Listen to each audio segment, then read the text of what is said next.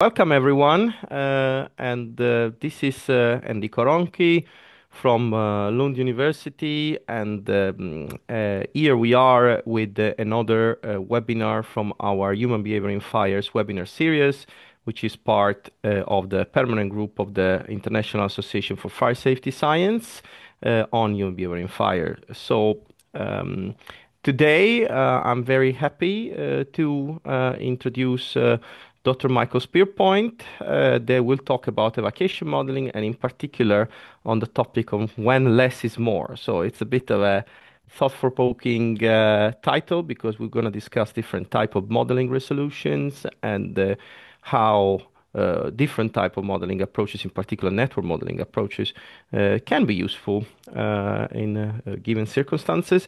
Just some information about the format of the webinar. I will first introduce the speaker and the webinar series, and then we will have our speaker talking until approximately quarter to the hour, and then in the last 10-15 minutes we will have the opportunity for a Q&A in which you're welcome to write your questions in the chat, and I will try my best to moderate those and read them to the speaker so that he can actually provide feedback on them. And depending on how many you are, so if you are many, we will try to pick the ones that are different from each other. Otherwise, as I say, we try to answer them all. So just some background on the Human Behavior in Fire Permanent Group of IAFSS. This is coordinated by myself, that I'm an associate professor at Lund University in Sweden, and Dr. Erika Kuligowski from RMIT in Australia. And we have been working on this for quite some time. So now we are at the 13th event of our webinar series. And we have several other ongoing activities linked to the human behavior in fire domain. So, for instance, we published a few papers related to mapping the field, determining the gaps in the field, and one of the key goals that we have is also to write a research agenda down the line for the human behavior in fire field. So if you're interested in joining the Human Behavior in Fire permanent group to contribute to the or to just be updated, you can just fill in a form, and I guess Arthur has put this in the chat. Yes. Yes. This is just to be in the mailing list, so you don't have to do any work, but it's a way to be kept updated. One more thing that I want to mention is that linked to the topic, we have very good news because after almost more than actually 10 years of break, we are going to restart the Human Behavior in Fires symposium series, which has been going since the 90s and it stopped with COVID, and now we will have a fresh start with it. So if you're interested in the topic, I really welcome you to go to the website and have more information about the event, which we will run in October next year here in Sweden, in Helsingborg. So this is a joint event arranged by us at Lund University and University of Canterbury.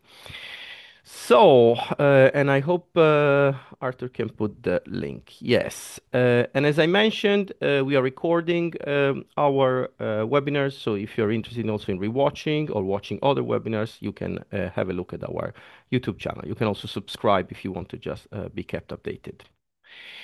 Okay, and now it's time to introduce the speaker for today. So I'm very happy and pleased to have Dr. Michael Spearpoint as a speaker today, who is currently the research leader at OFR Consultants based in Manchester, UK office. And he was before an associate professor at the University of Canterbury in New Zealand, where he taught students on human behavior and ingress modeling. So Mike is probably, we can say, with we are getting all the top experts in the world on human behavior, fire, and ingress modeling, and he's probably one of the big names. Without a probably, is one of the big names that we have in our field. So I'm very pleased that he took the time to be in our webinar series. And while he was at the University of Canterbury, he wrote the Evacuationz network simulation tool, which has then been used by several students as part of their research projects, and the tool is still occasionally gets used for specific research studies. So he will talk about network modeling, put them in the big picture, and also tells more about the tool that he developed. So I think that's what I had in terms of introduction. I can stop my sharing and I can give the word to Mike. As mentioned, we will try to have your talk until the quarter to an hour. And in the meanwhile, if anyone wants to write questions in the chat, you're welcome to do that, and we will take them at the end of the presentation. So welcome, Mike. Right, thanks. Thanks for the introduction. Thanks for being here. I've got quite a few slides. I'll try and crack on.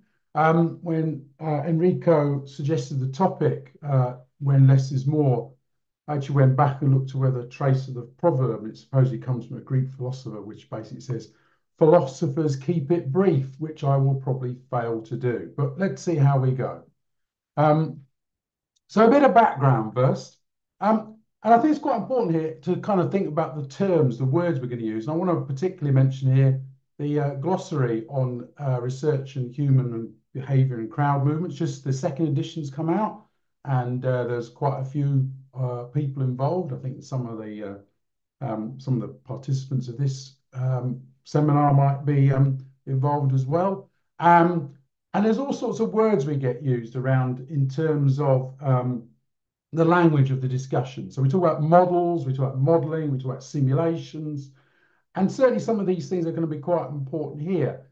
The terms such as what is a model, a simplified representation or description of reality. And clearly, that we've got different models that provide those different representations and descriptions. We've got it as a word that says model computational, taking that theoretical conceptual model into a computer program. And we're going to talk about, the way we say it is Evacuationz, right? It's a bit of a joke. If you live in or worked in New Zealand, they use that sort of joke as a plural, but the NZ for New Zealand. We're going to talk about agent-based models. And so the Evacuationz model and various other models are agent-based. So we're trying to represent real people as agents, trying to look at their movement, their behavior. Sometimes we have emergent behaviors that come out from our tool. And then the other word is probabilistic and stochastic. And certainly here, part of the work I was doing was particularly to look at using probabilistic methods as part of the simulation. So all these words model, I mean, they all have sort of different meanings in that, but in terms of this presentation, quite a few of the words or the definitions are quite sort of relevant to what we're going to talk about. So let's talk a little bit about network evacuation models. And if you go into Rita Fahey's chapter in the NFPA handbook, she gives a short history of evacuation modeling and the idea of A set and R set, or what was called at the time in the late 1960s, critical time and reaction time. And from there was various tools being developed around about the 1970s. Of course, that's when computers became more accessible for people. So there's the BFSM, early form of evacuation network model by Berlin. And then there's various other tools that were developed around that time. Some you might be familiar with, EvacNet, Exit, over those sort of periods of the 1980s. So, network evacuation tools, they've been around for quite a while, and they've gone through various iterations with various researchers developing their own tools. Clearly, what I've done with my tool is I have not done something kind of new, or didn't do something new at the time. It was an evolution rather than a revolution. So by the early 1990s, talking about Rita again, moved on to a development of the Exit 89 tool. And it's interesting, Peter Thompson, Eric Marchant, little quote here, was the first program to achieve the processing of large number of individuals and incorporate some of the mental effects of smoke upon the occupants. So this is kind of where I came in. So around about this time is where I sort of get involved with fire research and evacuation modeling. And in the 1990s, while I was working at Fire Research Station, my colleague at the time, Jeremy Fraser Mitchell, was working on his CRISP tool. And that gave me some inspiration on what I might want to do in terms of a tool that if I was going to do it my way, different way, how I would develop it. And so that's kind of the genesis of some of that, some of the thinking and some of the development, the early development that went on. So when we think about an evacuation tool, I kind of think, well, what are our objectives, whatever tool we're going to use? And I try to sort of distill it down into what I might consider to be a number of key elements. So the first one is to calculate an adequately represented time it takes for some or all of the people in a building or part of that building to egress to a relative place of safety. Now, often that calculation is how long does it take to everyone to get out of the building? But you just got to remember that may not be the purpose of your analysis. It might be how long does it take a floor to reach the stairs, which might be a place of safety, or other sort of combinations. But how do we do that in an adequate, what we might consider to be representing that movement of people in an adequate way? So that's our choice of tool, our choice of algorithms, and so on. I think the other thing that's quite important is the second point, to consider uncertainties in the calculation when applied to the movement and behaviour of expected building populations.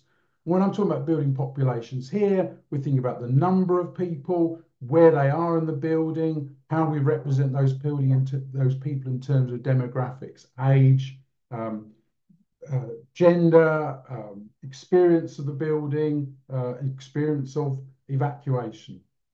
And then the third way, and it may be a little bit more important for sort of, you might say, commercial work, to carry out this calculation in a cost-effective way and to communicate those results to stakeholders. So for me, there's sort of three broad things that we're trying to achieve and how we might achieve that, what tool we use, how we present that information becomes somewhat of a choice of the project we might be doing, the stakeholders, the resources that we have. Okay, so now I'm going to just talk very briefly about sort of the basic functionality of network evacuation tools, just to kind of remind us. I think some of this should be kind of obvious to a lot of the audience. So in terms of represent the space, what we do is we represent rooms as what we might call nodes, and we interconnect them by paths or arcs. So we might represent a group of rooms in a building as a number of nodes, the doors as our arcs, and at some point we need a place where it's kind of like considered the end of the simulation, which I call a safe node. Of course, there's strengths and weaknesses of this sort of approach. I mean, it can be relatively easy to create that representation of the building, a few nodes and a few arcs. The simulation times can be quite rapid compared with other tools that you might want to select.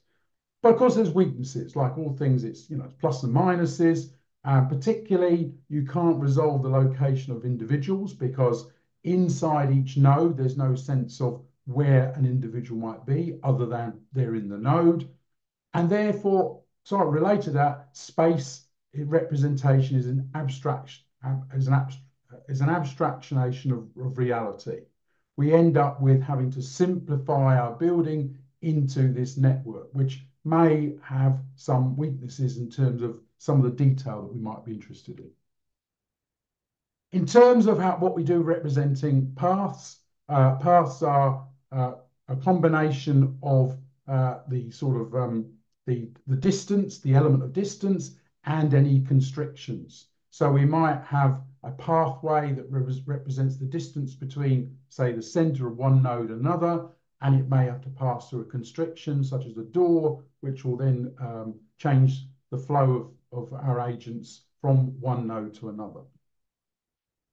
Okay, so that's sort of the geometric. Then we've got how do we represent the people? And again, just going back to the glossary, we've got terms such as the word pedestrian, we've got the word agent. So what we end up doing is representing real people, pedestrians, and those pedestrians those are walking, they might include those who are movement impaired. Those are, I mean, the word pedestrian kind of implies they're moving, but they might be waiting or queuing. And what we do is we represent those by agents. And an agent is is discussed here in the glossary. It's a, as it says on the second point there in the term agent, in the context of pedestrian dynamics, an agent is often a simulated or virtual pedestrian. So obviously what we're doing is we're taking real people and we're trying to represent them in our simulation as agents. And different models will have different ways that they might represent agents in terms of their movement characteristics, in terms of their behavioral characteristics, in terms of how those agents might interact. But we're always going to end up with an approximation or a simulation of real people. And again, depending on the tool you choose, will depend on that level of sophistication that you do that sort of translation from reality to our virtual world. Okay, so we've just quickly sort of zoomed through sort of the elements of network modeling, the geometrical representation, and the fact we're going to use agents to represent our people. So now I'm going to sort of talk about the differences or the reasons that sometimes I get the feeling that if someone says, well, I'm going to use a network tool, it's seen as the lesser tool. Oh, well, it's only a network tool. It's not as good as or as useful as other tools that people might choose. So let's have a think through why these sorts of tools are considered to be the lesser tool. Well, I think one of them might be they're less modern. I mean, we've already seen that they already go back to the 1960s, the 1970s. So they are considered to be less up to date than other models. And here I'm talking about either fine network models or continuous models. So the long history means that network type models are kind of out of date technology.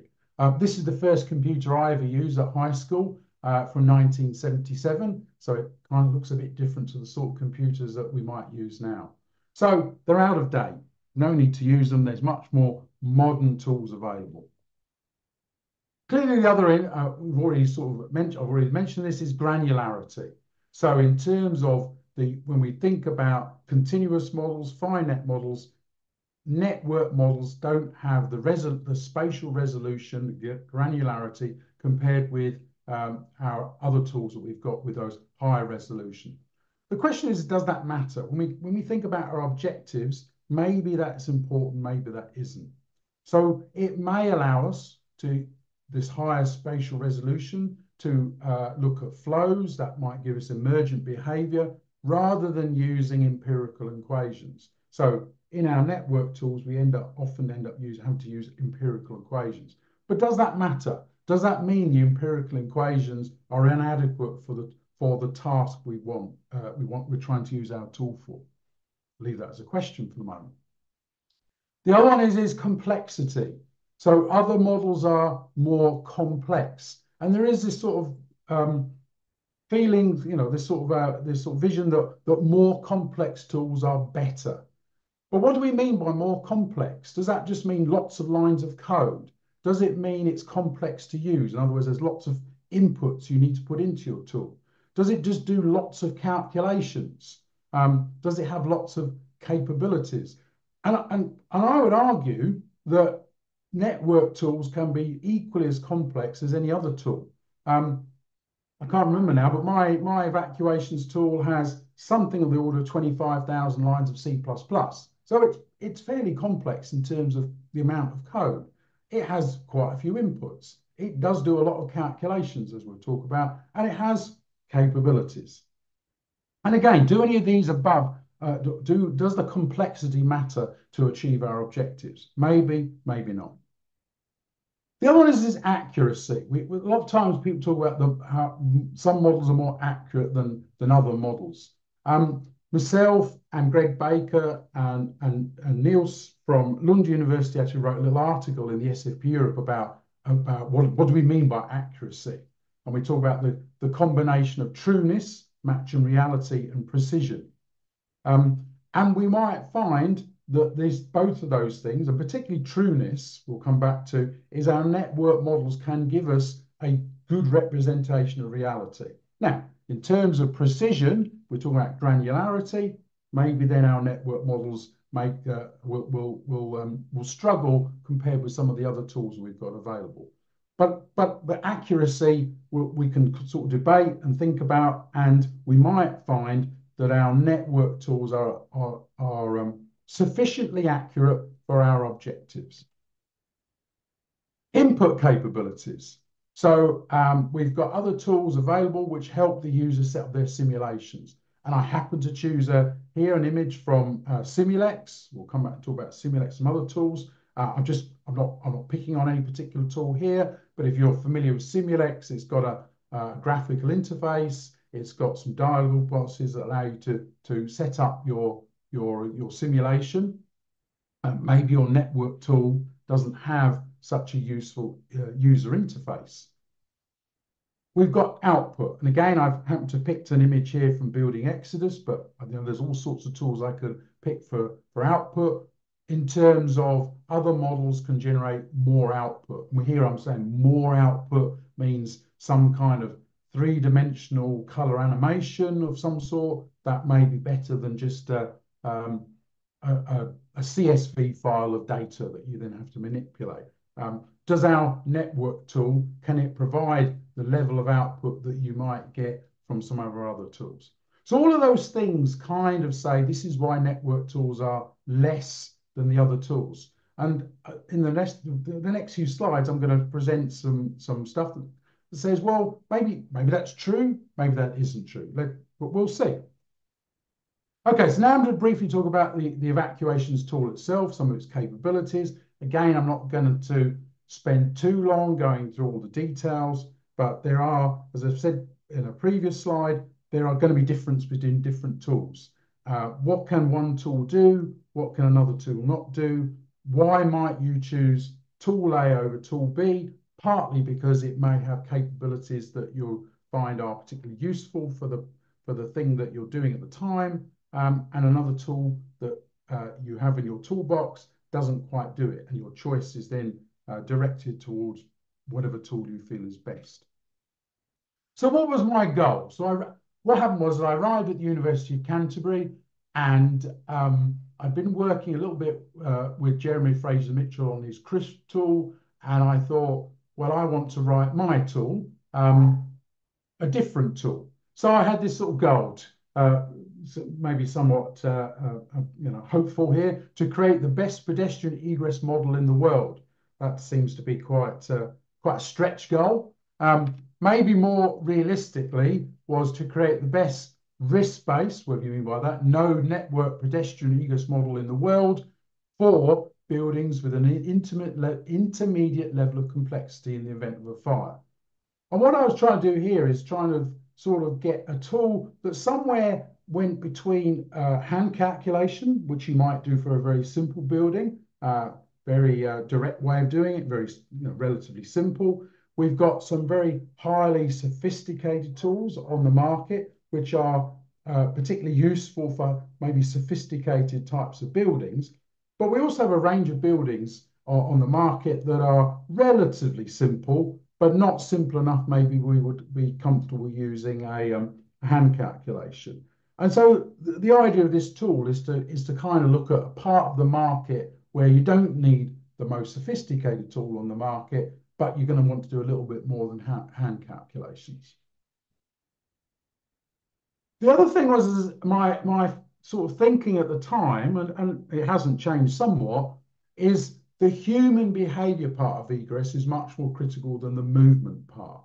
And what I mean here is we've got elements such as the pre-evacuation time, we've got route decision making, we've got how many people and how many in different spaces at different times, seem to me to be quite important elements in terms of our evacuation simulations.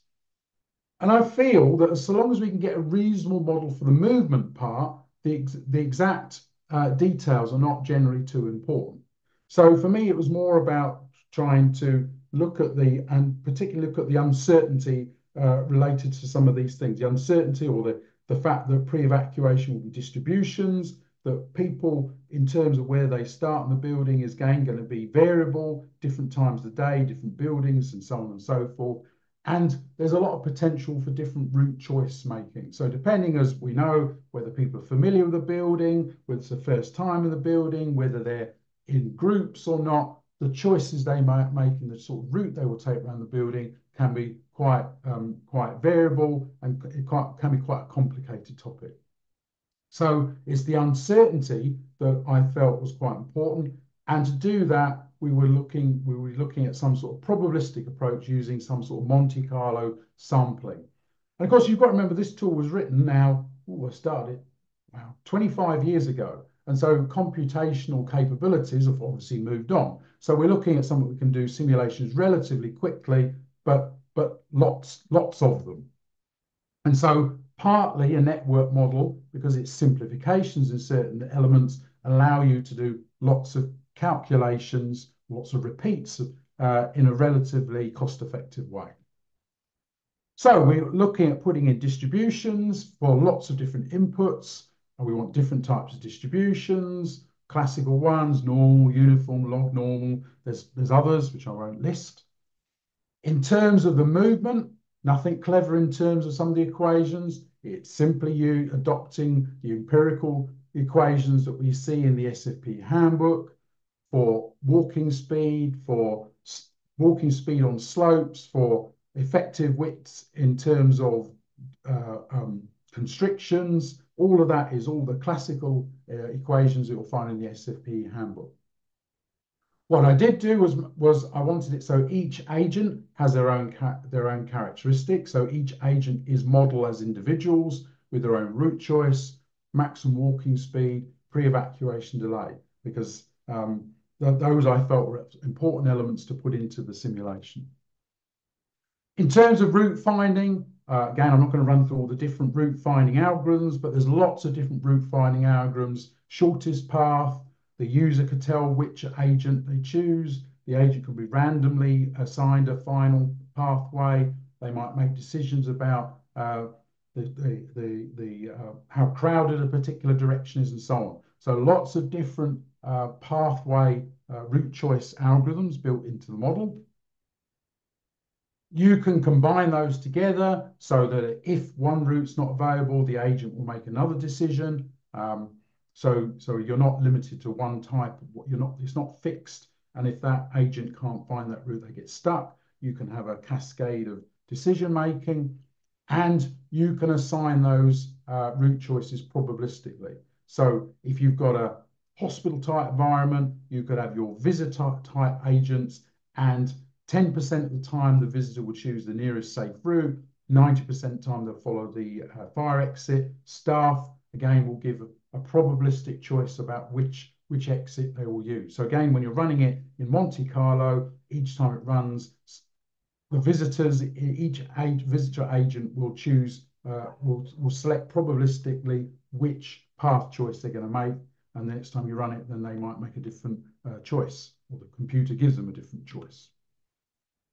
In terms of populating nodes, we can have random numbers of agents per node. It can be fixed. We can take a random number of agents and then spread them over a certain number of nodes. We can have random agents across random selected nodes. So the idea is I'm trying to represent here the fact that at different times, a building might have a certain number of people in it, but where they might be in the building might be different for each simulation. But that number of people might also be a stochastic input.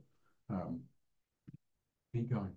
Lots of other capabilities I'm not going to talk about, how we might deal with refuge areas. I've built in what we call the evacuation decision model. We can have movement in smoke, counterflow, different sampling techniques, blah, blah, blah. So there's lots of other things that I haven't got time to cover because I'm aware of the time. So what I'm going to do now is just some case studies of where I've used the evacuation tool and done some comparisons with real events and compared it to other tools that were which have been available. So the first one is the station nightclub. I'm pretty certain most people are familiar with the station nightclub incident. There's a paper if you want to go and read it.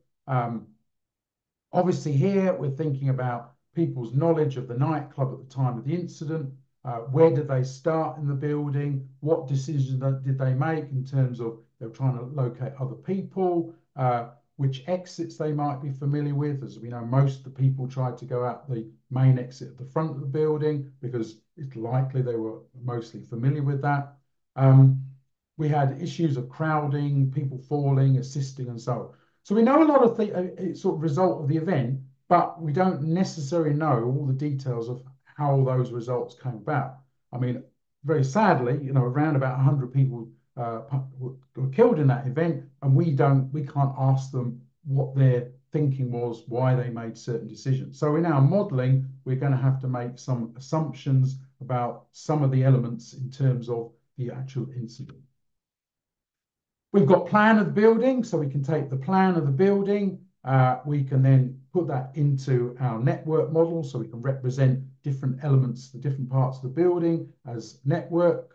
You see the diagram there. I've just overlaid the red areas are the elements compared with the plan of the building. And then we've got some work that NIST did where they tried to model the outcome of that event using a couple of tools. We've already talked about building Exodus and Simulex. And also a number of other people in the literature have tried modeling the same event. So we've got Pathfinder, we've got mass egress, there's another tool, DDDAS. They're all in different papers. So what I've tried to do here is firstly, in this case, match the NIST scenario 1, where they had a code compliant building, 420 people, no pre-evacuation time, no boundary width reduction, and I've compared my evacuation modeling with NIST's work, and then I've also compared it with results you'll see from different tools. And you will, I'm not going to look at all the numbers in detail, but if you look down the columns, how long it took people to get out in our simulation, how many people used the front door, and so on and so forth, you will see that the numbers from the Evacuationz tool and the other tools, all of them kind of give pretty much similar answers. Never going to give the same answer, but they're all broadly giving the same answer. So depending on whether you've used a more complex tool or a simpler tool like a network tool, you can get generally similar results for this particular this simulation. NIST did some other scenarios. So this is what we call scenario 2, where agents are then allowed to, or restricted to using different types of exits. Again, here we've got the results in the table. We've got my modeling compared with the NIST using Simulex and building Exodus. Again, broadly similar answers. I've got a plot of number of agents exited versus some of the NIST modeling. Looks pretty good. So here, and I feel as though I've got some confidence that in this particular scenario, in this particular event, I can get results that are comparative to what other people have done in terms of their modeling. And then we could try and simulate the incident themselves. So they were sort of scenarios that NIST had tried, sort of what happens if. And here we could take the work, including the work that Rita, Fahey, and Ghislaine published at an IAFSS symposium before, looking at what decisions were made by different people in the event, how many people were male and female, what age distribution, and we can put all those things into our simulation tool to try and reproduce the incident as best as we can, to the best of our knowledge. And we end up with how many people we think have reached different exits at different times. A particular key element is at 90 seconds, because that's essentially when the event turned to the point where it was going to be difficult for people to exit. The simulation tool by then is, you're kind of moving out the realm of what the simulation tool can do. So again, I've got a comparison between the NIST scenarios and my modeling. And I've also got ways to sort of illustrate what kind of output you can generate just from my network tool. You can create a very simple animation like this. So basically I can, the dots represent the position of or where the agent started. I've just kind of mixed them around the space. The color shows you where they are, and it kind of gives you an animation of where where the agent's moving. It's basically a great bunch of snapshots, and you can make a GIF or GIF file, and it looks like an animation. So it's kind of okay as an animation. But actually, the other thing you can do is I can use Smoke View. So I basically took Smoke View and I've taken the capability of Smoke View, did a bit of extra coding, and here we have a representation of the evacuation using Smoke View, and the positions of the agents are approximated. I know when an agent's reached one door, I know when they reach another door, I know how long it's taken them, therefore, to get from A to B, and I can approximately put where the agent I think might be in that space. You'll be careful here, doesn't mean they're precisely where they are, it's a representation of the movement. But it gives you a 3D animation using a network tool using Smoke View. Okay, so there's that one. I'm just aware of time. So that was a real event. Now, while I happen to be a visiting researcher at NIST quite a few years ago, it was about the same time I think Enrico was around. I didn't actually meet you there, but there was some work going on. Erica, who Enrico's already mentioned, Rick Peacock, Paul Renique, and a whole bunch of others. They had done a number of office evacuations. So these are drills from office buildings, different heights, and I happened to be there as a visiting researcher, and I was shared an office with Paul Renique, and I said, oh, I could have a go at trying to model the drills using my Evacuationz tool as a little sort of side project. So I ended up kind of contributing a little bit to this project, just a little bit. I mean, there's a lot of other great work all these other people did. So what I can do, what we're looking at here is how long does it take our people to get down the stairs of the building. So here's a nice 3D rendition of our building stairs, and I've then simplified that to the top landing, a sub landing, the next landing, and so on. And we know how many people or how many agents have entered the floors at different times because there were video cameras at each floor. So I could basically try and reproduce the movement of the people down the stairs. Now, I've not modeled the movement of the people in the spaces themselves that lead to the stairs because there were no cameras there. So it's basically how well can I represent the movement in my network, simplified network model of people moving downstairs. And again, there's a whole bunch of plots. We've got the data from the exercise themselves. We've got the results of evacuations. We can do it somewhat probabilistically in terms of some of the inputs. And I'm not going to talk through all the slides, but if you cast your eye over that, it looks as though it does a reasonable job in terms of different heights of buildings, different numbers of people. Again, never going to fall exactly on the curve. The data and the curve never going to fall. But broadly, I would argue, of course, I'm biased. It seems to be the results are not bad for a simplification of a somewhat sophisticated geometrical problem. Walking downstairs, there's going to be some elements of localized crowding and those sorts of things. And I think the results are okay. Okay, so that's that one. Then recently we've done some work a couple of years ago. So myself, Steve Gwynn, my colleague Matt Arner, Steve and Hui are now at Greenwich University, Anne Templeton at Edinburgh University. We were doing a project on behalf of the government here in England, following Grenfell Tower, looking at different types of evacuation strategies for high-rise residential buildings, and part of that was to do some evacuation, do some modelling. So some of this has been recently published. So here we're not reproducing real buildings, we're not reproducing real events, but we're looking at design sort of decisions. How might we make different decisions in terms of alerting people? How might we make decisions about how many stairs we might provide in a building, and various other factors. So we looked at a whole range of what we call exemplar buildings, different height buildings, different floor plates, some other characteristics in terms of whether there's amenity spaces where people might have there might be a restaurant or something or another. And here we use Evacuationz, and also we use Pathfinder as our two tools. Again, we did some comparative simulations, and then we used particular elements. So at the moment, I've still not finished I have got a sort of an elevator lift algorithm in Evacuationz, but I've never really tested it properly. As we know, some people will know, Pathfinder can do that sort of thing. So sometimes we had to use different tools for different things. We wanted to do different types of evacuation behaviors. We took the classic sort of breaking it down into recognition time, response time, travel time, and so on. But we wanted to put distributions to some of these elements.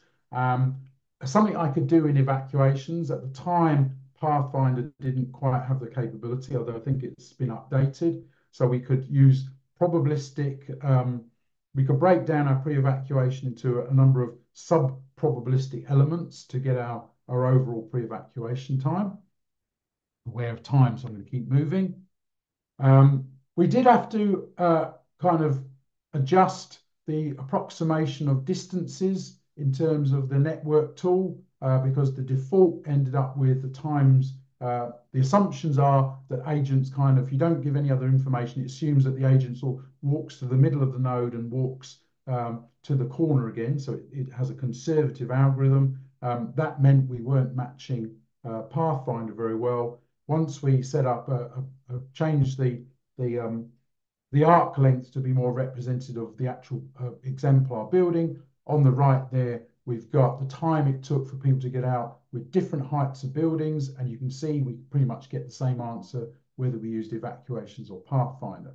So that gave us some confidence. So when we were using the tools for other analysis, we knew that if we use one tool or the other, we're likely to get similar results had we used both tools. So the idea was to build some confidence, because people would say, oh, well, it's just a network tool, Mike. Why didn't you use Pathfinder for everything? Pathfinder is much better. I go, well, you know, for what we wanted to do, Evacuationz will do what we want it to do as well, because we can demonstrate we get equivalent results. We also in that work looked at issue of agents blocking other agents on the stairs. We could actually do that also in Evacuationz. So although it doesn't have the sophistication of the detail of the size of each person and the size of each node, or the width of each node, you can still inside the program set up an algorithm that basically says if the agent has a certain in that node has a certain characteristic size compared to the width of that node, in other words, the corridor, you can simulate the effect of blocking. Now, it's not, it has some artifacts in the network model, which I won't go into, you can read it in the paper.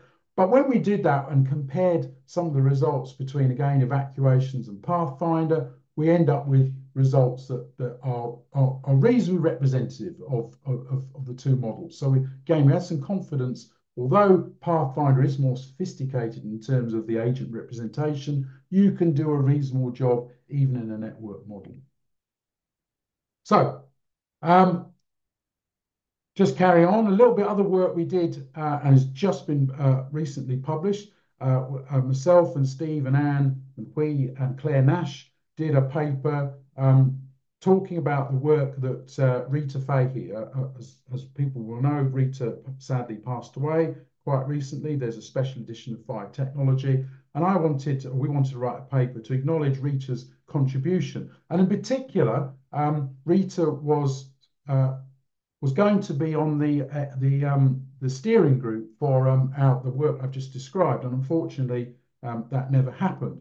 But it was important to recognise that Rita's contribution goes wider than just being involved in that as part of that steering group. So we've published this paper, and in that paper, one of the things that we did was I talked previously in that previous work about how we broke down the pre-evacuation into sub sort of distributions. We took that simulation work and compared it to work that Rita published along with Ghislaine, looking at particularly the Forest Laneway incident. So they actually tried to get data on people's how quickly people decided to evacuate, and also they had a number of apartment fire drills where they had deep data. And so we can break down the two sets, the data from those two. We can run our simulations, we compare it to the data in our network model, and again the results are reasonably representative of each other. Again, not perfect, but they show that we could get gave us some confidence that that time of approach has some validity. The other thing we did as part of that work was we also took some previous simulation that actually Erica had done quite a while back with Jim Milkey. She had done some simulations of an exemplar hotel building using Rita's Exit 89 and Simulex. And I had a student quite a few years ago at the University of Canterbury who used my network tool and did some comparisons with Erica's work. So I reproduced, well, I used my latest version of the network tool, and I also was able to include the effect of wheelchair users. And I took some work from Shimada and Now, sorry, I probably got that wrong, from Japan. And again, we could put into the network tool a representation of wheelchair users and compare the results with Erica's previous work using Exit 89 Simulex. The results are there. Again, never going to be exactly the same. I mean, we don't get the same results from Exit 89 and Simulex, but Evacuationz can get sort of representative values compared with the two models. Again, I'm not going to talk to detail because time is ticking. So is less more? Less might not be more, but might be equivalent. Network models can be complex. They can be true if you take the Station nightclub. They can consider uncertainty. We can have tools to help them in terms of their setup. They can create graphical output, and the results can be comparable to other models. What they can't do is necessarily give details of each agent location at each instant time, but you can address some of that limitation. One of my favorite quotes is from Rita from the NFPA handbook. I know it's a little bit dated now, but in her quote, she says, "It's not clear the net predictive power of actions is improved if simplified representations requiring limited data with moderate uncertainty are replaced by elaborate, highly sophisticated representations requiring enormous databases," blah, blah, blah. So Rita's kind of saying that at the time she wasn't convinced, now I'm paraphrasing what maybe she was thinking, that maybe the more sophisticated tools are a lot better than a simplified approach. So we talk about the past, the present, the future. The present, you can install Evacuationz freely using the Windows Package Manager. There are instructions available on a website, which is a little bit out of date now because I've never get around the time to updating it. If you're interested, you can use something called Wired, a graphical editor that's freely available from a company in Germany, I think, to help you create the input files. So if you want to play with the tool, you can try it. The instructions are not the best in the world. The past, if you want to read all the papers about it, I'm not going to read them all out. There's papers. What's the future? Well, we're still doing bits on Evacuationz, and I'm saying we, that's me and others. So Peter Lawrence at the University of Greenwich has been working on an input interface using IFC. I believe that Peter Thompson is working on a visualization tool that's meant to be a model independent. Maybe I could play with Evacuationz. Amir at Utah State University has actually been using AI, and he's just published a little paper at a conference to can we use AI to create agent characteristics. Of course, the future is do more simulations, do more comparisons. I don't know whether AI in the future means all this is going to be a waste of time. Maybe we don't need all these tools anymore. I mean, you can actually, I've just been playing with AI and I've I've got it to generate an input file for evacuations just by giving it a building plan, giving it the instruction, the how Evacuationz does its input, and it just recreate the building plan. Didn't have to do anything much more than that. So the magic is kind of there already. And that's it. I've tried to be quick, a few minutes late, but there we go. Thanks, Mike. This was very interesting. So I think we have time for questions. So as I said at the beginning, you're welcome to write questions in the chat for Mike, and I can read them to him. Or if you want to speak, as I say, you can also, let's say, turn on your camera and talk. While people start writing, I have a question and more like a thought after seeing the last part of your presentation, Mike. So, do you think you say that maybe AI will have a negative impact in terms that there will be a lot of things that AI will help us to do without the need for any tool. But I mean, is it not all the way around? The way I see it is that it will make much easier to build a very large pool of databases and automate all the tedious processes that you have when you run a simulation, so that people can actually put more thinking into analyzing the results rather than building the geometry. What are your thoughts on this? Yeah, yeah. There's we're not sure, do we? We're not sure what the future is, and there are those positives that we might have. It may allow us to do some of the tedious things more efficiently and do the interesting, challenging things. We can spend more time doing the thinking.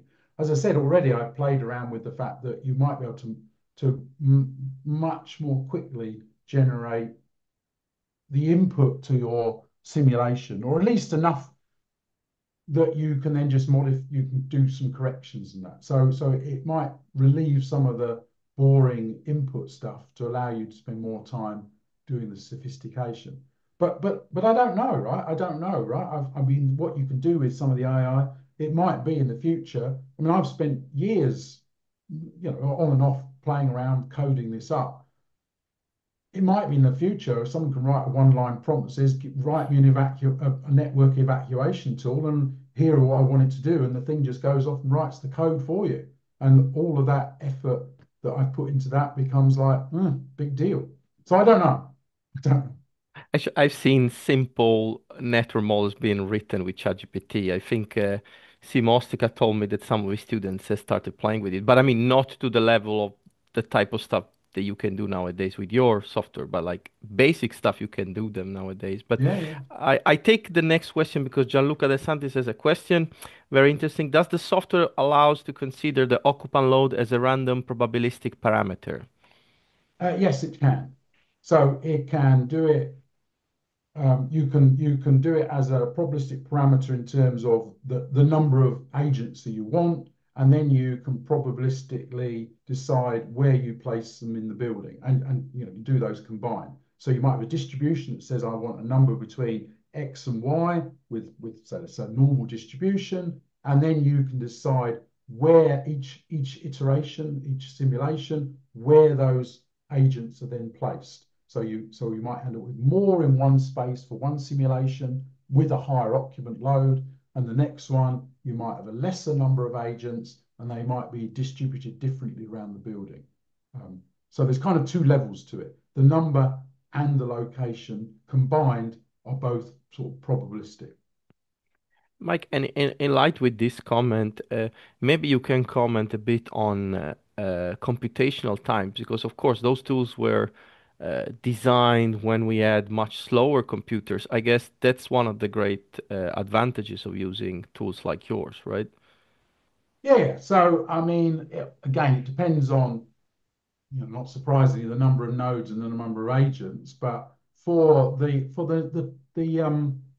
so those buildings that we did for the research project for the government in England, which had the tallest buildings had something like 100 floors with 100, so it's like 400 nodes with a couple of thousand agents. It would probably run 100 simulations in a couple of minutes.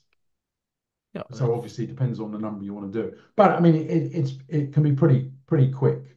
Um, Yeah, yeah, that's uh, impressive. I have a question that arrived to me as a direct message. I will read it to you.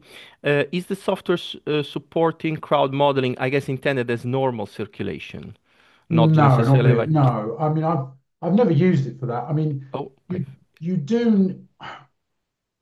No, I mean, the moment I'd say probably not. It was for fire evacuation. You do need to provide what we might call a target node, a safe node where you want to go to. I'd be a bit, it does have a counterflow capability, but again, I'm a little bit, generally when we're looking at fire evacuations, in general, there's, the flow is somewhat unidirectional, where we've got crowd movements in normal situations. There's a lot more counterflows than that. So I mean, as I haven't done any benchmarking against anything other than fire type things. So at the moment, I'd say no, don't use it for that. there is another question. You say Evacuationz always assumes the blocking always occur. Are there any scenarios where this proves to be an issue, and smaller occupancy sizes? I guess this maybe refers to the fact that it's a network model that cannot represent explicitly um, individual locations, or maybe Robert can explain better his question. I think let me see if I can go. So I think the question is, so when we were doing the work on people walking downstairs, and depending on the width of the stairs, obviously if we've got a person or something that represents a group of people walking down the stairs, maybe someone's helping someone else walk down the stairs, then we would the agent or the representation that would be of a certain dimension, certain width, and other agents behind, other agents in that node at the same time were assumed to be blocked. Now, what that doesn't do is the fact that in a real building, some agents might be ahead of the blocking one, but because I can't tell which agent is ahead of another one, it kind of assumes that that corridor would always be blocked while that wider agent is in that corridor. So is that more conservative? I'm asking myself here. It's just one of those things that in that case you have to do. Now, if the corridor was wide enough, so you can basically say if the corridor was 5 meters wide and your agent representation or your two agents is 2 meters, well, clearly it's not going to block. But if your corridor was 2.5 meters wide and your agent representation is 2 meters, then any other agent in that space would assume to be essentially blocked by the bigger agent. Does that does Yeah, that kind of work? I don't know if that answers Robert's question. I think that that is the a good answer to the question. I think we have time for one last question or comment. I can see there is Moxin that want to comment, but before there was a question from Hui. In the animation smoke view of the station nightclub fire, agents slow down when heading to and is near to the exit. How is the speed adjusted in this network approach of simulation? Um, I mean, in the end, it's an approximation of. I know where the agents are in terms of, say, I know the time they enter the node. I know the time that they exit the node, and I know the time that they're effectively in the queue because it has to kind of do the queuing. So I approximate the movement of my animation to sort of adjust for those factors. But be aware that it is a visual representation of a network model. I mean, my worry is that some people think it's doing more than it really is. It is just a way for the eye to see those flows. I purposely somewhat made the agents fairly simple. They look like just sort of cylinders moving around, partly to kind of try and tell the user this is not meant to be a realistic simulation of what's going on, but it is an animation. So to answer Wee's question, it's a kind of it's a fudge, right? Let's be honest. It's a bit of a fudge to make it look reasonable. Yeah, yeah. Thanks, Mike. One last, very last question, Maxine. I don't know if you want to put your mic on. Yes, I would like to just speak if it's Please okay. go ahead. Please go ahead. Mike, thanks for the talk. I just checked now that the software, it looks very nice, the website, although you said that it might be not so nice. Uh, but my question is, what are your plans for the future? I mean, are these software somehow open source? Is it gonna be commercial? Can we use it? Is it also for other systems than Windows? I mean, I can imagine a lot of situations where using Evacuationz can be interesting for us too. Like sometimes we do simulation for a big um, area, and it takes a lot of time, and some some regions of the area are pretty much easy to be simulated with a network solution like yours, for example. So I could like imagine some hybrid thing to to do our simulations in corners and bottlenecks, and then in the bigger areas I use Evacuationz. But to do so, I'm not sure about how is it possible to access Evacuationz at all. So, it's available now, freely available. You can download it onto a Windows PC.